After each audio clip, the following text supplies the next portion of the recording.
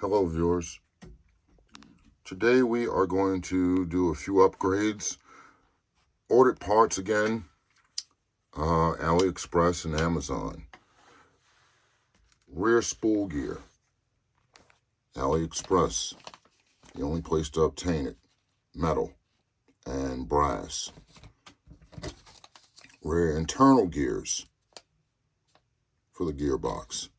We're going to push those to the side once again. They had to come from AliExpress. Right now we're going to do, let's see, we have a gyro, which is a LDRC gyro / WPL. Same thing, different covers, plastic covers. I obtained that from Amazon. 16 bucks, 3 days. Same gyro on AliExpress. 10 to 12 bucks, 3 to 4 weeks. That's one of those no-brainers. All right. This A86, okay? This plastic rear differential has been causing problems. It's the gauge of it, okay? I obtained the metal one. It's a lot smaller. You can see the diameter difference. It's particular to this one kit. The ones off the NSX, the ones off the RX-7 will not fit this. They're too long.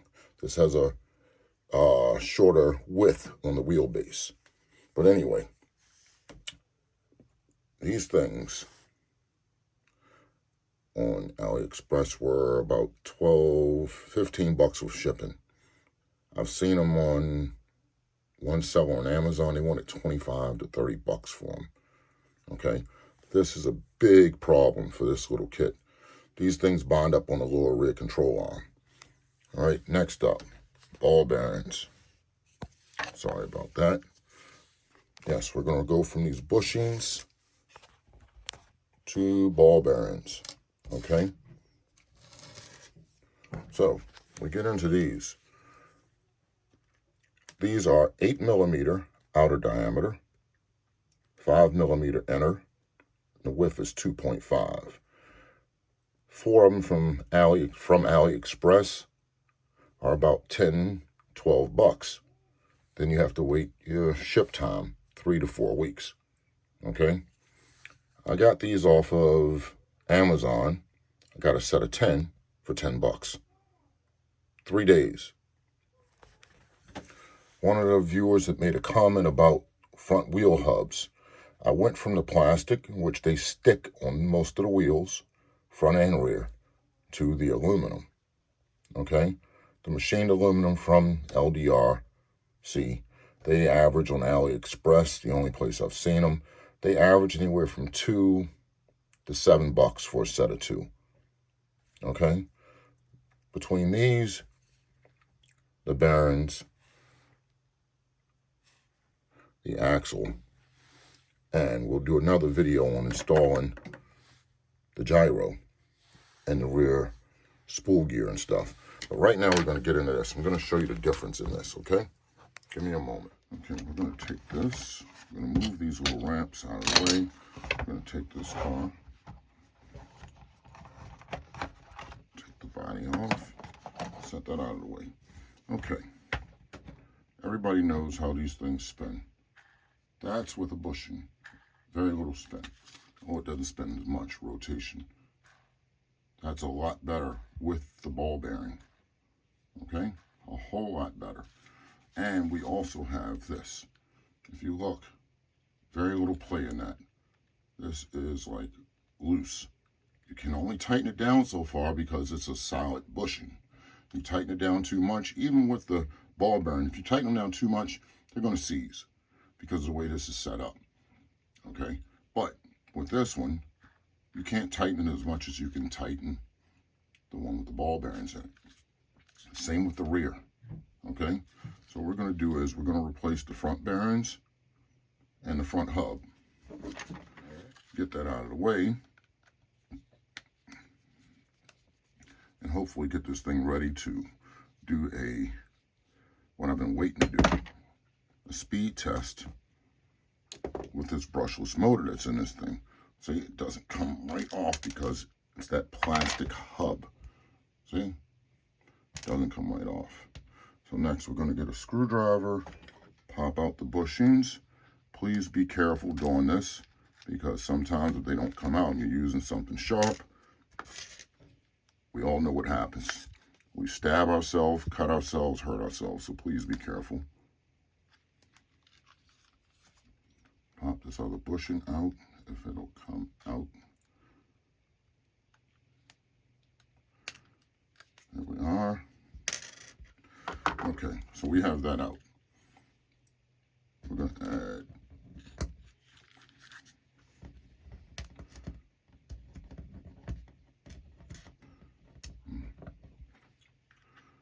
first ball bearing. They go in easy, really easy. Put one in from the rear. That one dropped out. It's because of the way they go in and out. They're really easier to go. They're a lot easier to go in and out than the OEM bushings. You can put a little thread lock on them. Some cheap glue like Elmer's. Nothing that's like super glue, crazy glue. No. Put your little hub in the back. Let's get our wheel. Put our wheel on. Wheel screw. In which, yeah, these, I believe the screws on these are actually different than the ones on the Arc 7, because they didn't thread in like the ones on the Arc 7, it seems. So, whatever they send you in the kit with the front hubs for this car, and or just the hubs in general, you want to try to stick with them. All right?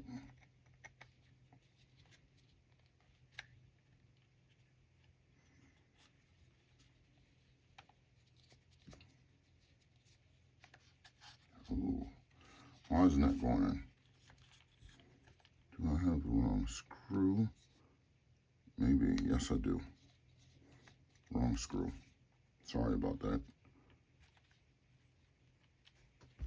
This is a new screw that comes with this, and it has a really, really small head on it. So, I'm going to line that up on this screwdriver.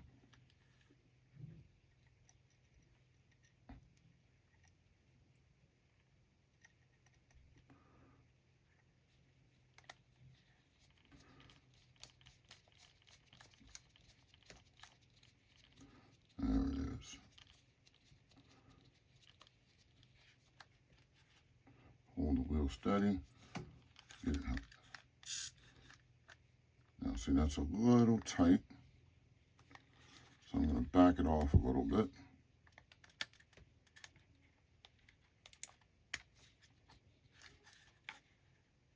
A little more. There we are. Spins freely. No play in it. Now with the rear is a little wonky because of the way it's set up. But if you look, I have the new axle on this side, the old one on this side. This is too cumbersome, too big. It's prohibiting the car from moving the way it needs to move. So we'll get a pair of pliers, pop the turnbuckle off, pull out this axle, and we're going to pull out both of the bushings. There's the one. Here comes the other one.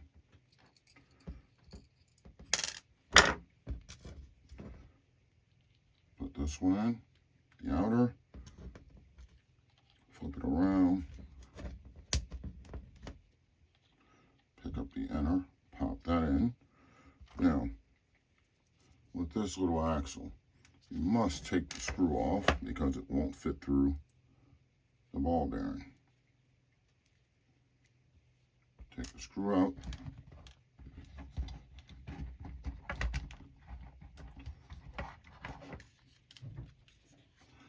We're going to put your finger on the bottom side, drop that in. Once you get it in, flip that up, line it up with the gear, spin the wheel if need be, get it to go in. Let's push this back down, top control arm with its eye bolt, put it back on. Now, that's all working properly. Okay, we have more droop to the rear suspension now, less binding, because that other one, the plastic ones, that, oh, you can't see that, this thing was so much bigger than this one sitting in there. I don't know if you guys can see that, but it ran, it dragged, it binded on the lower control arm to the point it came all the way over here, not over here where it is now, to the point this rear control arm had a notch cut out in it or machined, manufactured to help with that. So if you're replacing these to try to help your vehicle, you're going to have to buy them from, unfortunately, AliExpress and wait for them. But just be careful. All right, these things are, they shouldn't be as expensive as what some people are charging for them, $12 to $15. But, I mean, what are you going to do?